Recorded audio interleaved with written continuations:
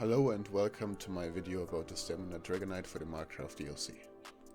In this video I will begin with the champion points, followed by the skills, the gear, the rotation and a parse. Keep in mind that I won't be covering everything in the video, so I will leave you guys some links in the description where you can find different gear options, different skills and so on, so make sure to check it out. Starting with the champion points, as the decay being a mix between direct damage and damage on time effects, your CP could look something like that. So it's 56, 56, 56, and then 38 into piercing.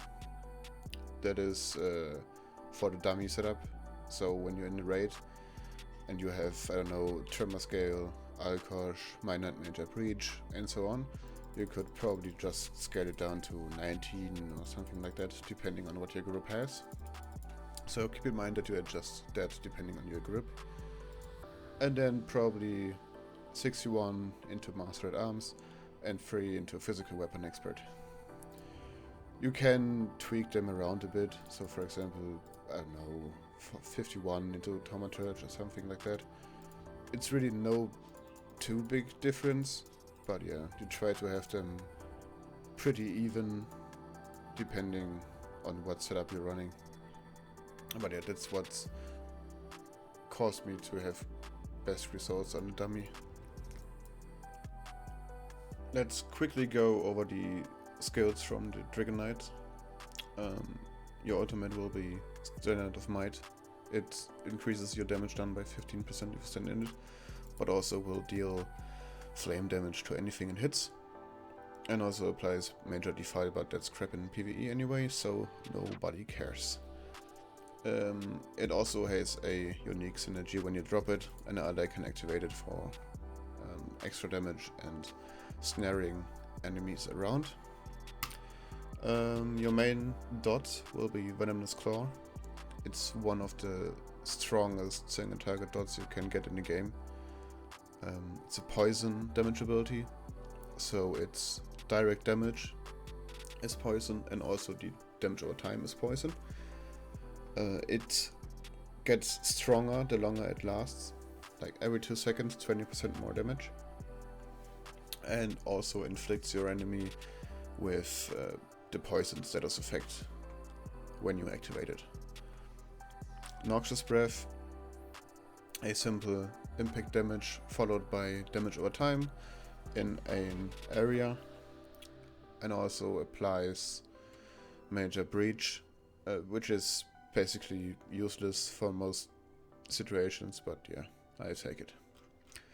Flames of Oblivion, a super strong dot, I would say. It's not really a dot in the common way like that, but it's you activate it and then it will shoot, and every 5 seconds it will shoot a projectile again, like now. So it's basically a damage over time effect. It will hit 2 nearby enemies, and it really does good damage. It is flame damage, but as you can see in the tooltip, it will scale off your highest offensive stats, so it's great damage on stamina as well. Stone Giant, one of the most important skills from the DK. It will proc your Mountain's Blessing passive, so you get ultimate when you use it in combat, and you proc the minor Brutality buff to you and your group. So only that is pretty good as well already, but also it will leave a debuff on the enemy, which is called Stagger, and you can stack that debuff 3 times, and each stack of it will increase your damage dealt by 65 per stack. But keep in mind that it's a flat damage increase, so it doesn't scale with anything. It will just, when, let's have like 3 stacks now, quickly. It now has 3 stacks, so my light attack will do the bonus damage now, my Noxious Breath, any instance of damage literally. Like, it doesn't matter if it's an AoE, single target, damage over time, anything will just deal flat damage more.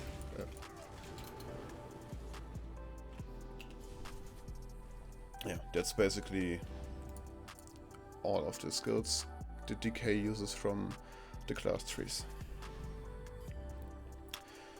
Here you basically have a spot for a spammable, like for example Wrecking Blow, Rapid Strikes, Snipe, whatever, but you can also use Stone Giant as your main spammable. I just like using it as a semi-spammable, just like a Necro does it with Blast Bones. One slot for your executability, Executioner or Whirling Blades, whatever. On 2H, definitely run Executioner, on the rest it's not too important. Then your minor force skill, Barb Trap, always on the bar. It's pretty good. If you need to run acceleration for some reason, I would probably try to get it on your back bar. But yeah, that's up to you. Front bar ultimate, Flawless Dawnbreaker, just like pretty much any other stamp class, gives you 3% weapon damage when slotted due to the fighter skill passes. But also is good when you activate it. For example, if you can't fit another standard in. If the boss dies too soon or something, just cast your Dawnbreaker. It's pretty solid. On your back bar, here you will have wrong tree, Endless Hail or Deadly Cloak, depending on what you run. It's your main source of proccing your back bar glyph, the Berserker one, or like in Dual Wield case, Berserker and poison damage. You really want to prioritize that skill, because the damage is great already, but also the uptime from your glyphs is pretty important. Then you have 2 flex spots. I usually run like Molten Whip and, for example, Shadow Silk in the raid, but you can't slot anything there. For example, I don't know, Rending Slashes and Vigor as you heal, or just drop it completely and go Molten Whip or a fighter's good ability. It doesn't really matter too much. The flex spots can be filled with anything. Yeah. If you need sustain, you can run Consuming Trap. I would try to fit it on your front bar, so maybe you want to run it something like that, because it does more damage when it's on your front bar than on your back bar. But yeah, that's pretty much everything. When it comes to your gear, you have quite some options to choose from, but I will now cover the one setup which gave me the best results on a dummy Parse. Starting off with Redequin, a very strong single target damage over time effect, which is applied through light and heavy attacks on your enemy. As a front bar set, I am running Advancing Yorkeda. It's a heavy set, so you probably want to have it on your jewelry slot and your front bar. It's a very strong flat crit damage increase. It's a bit stronger than Leviathan, but it needs to stack and can fall off, so keep that in mind. As your front bar, you want to have poisons, double dot poisons, and a precise battle axe. On your back bar, you could run double infused Black Rose Druid, for example, with a weapon damage and a poisoned enchantment. But also, like Maelstrom Bow or even Master's Bow are pretty solid as well, and in the raid probably not much difference. But if you can stand melee range all the time, Black Rose will probably pull ahead a bit. So yeah, but basically just pick what you prefer, it's no big deal. For your monster set, you could be running Selene, but I think it's only a dummy thing actually, because in a raid, Masterlock would be way better if you can bash weave properly, which is usually not the case with Wrecking Blow and Stone Giant, but yeah, try what you can. and see if it works for you or not, and then decide on your own. If you can't run Masterlock, Domi House is a very good alternative, and was only very slightly less than Celine on a dummy, so it's way more consistent, because you don't rely on the procs, and especially when you don't run Wrecking Blow. So when you use your Stone Giant as your main spammable, definitely don't run Solines, because you even have less proc chance to take benefit from it.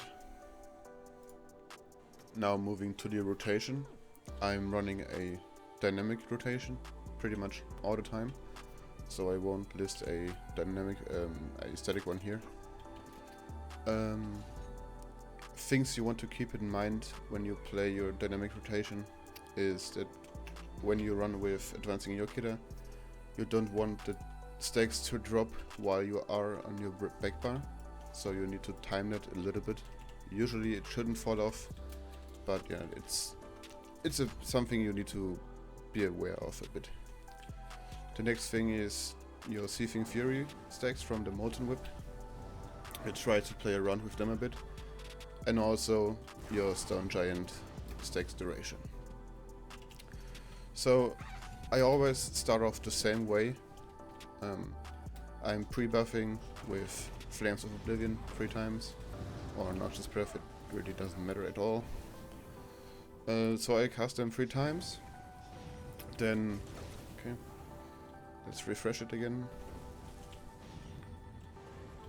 Okay, I just pre-buff now with Noxious Breath. Okay, so I get 3 stacks, Bar Swap, Barb Trap, Light Attack, Deadly Cloak, Light Attack, Rending Slashes, Light Attack, Noxious Breath, Bar Swap, Light Attack, Wrecking Blow, Light Attack, Stone Giant, Light Attack, Venom Claw, Bar Swap, Light Attack, Standard of Might, Bar Swap, Light Attack, Wrecking Blow, Light Attack, Stone Giant, Light Attack, Wrecking Blow, Light Attack, Stone Giant. At this point, your starting rotation is finished. So what you do now is you basically just recast every dot which is about to run off. So usually after you completed your starting point with your 3rd stack of Stone Giant, your next ability should be Deadly Cloak and Rending Slashes into Flames of Oblivion. But yeah, it depends on what skills you're running and all. So I would just say you start the same way all the time, casting all your shit, playing around with your stacks, and then you just recast your dots depending on how they run out. Your main priority recast is always your backbar main skill, like for example Deadly Cloak or Endless Hail if you run a bow, since it's really good damage, but it will also trigger your glyph from your backbar on cooldown basically, so you want to prioritize it. And then try to keep an eye on your Barb Trap duration. You can recast it at like 1.5 seconds duration, since it needs a bit till it goes off. As you can see now, it takes a second or something to proc. So you can have a better uptime if you cast it a bit more early than you probably would. The right opposite thing you should do on your Venom Claw, like its damage gets increased the longer it goes, and it has a finishing tick, so you don't want to early cast it, for example now, because you then don't get the last tick. You always want to let it run off, so you can get the maximum damage out of it. Yeah, because of the ramping damage.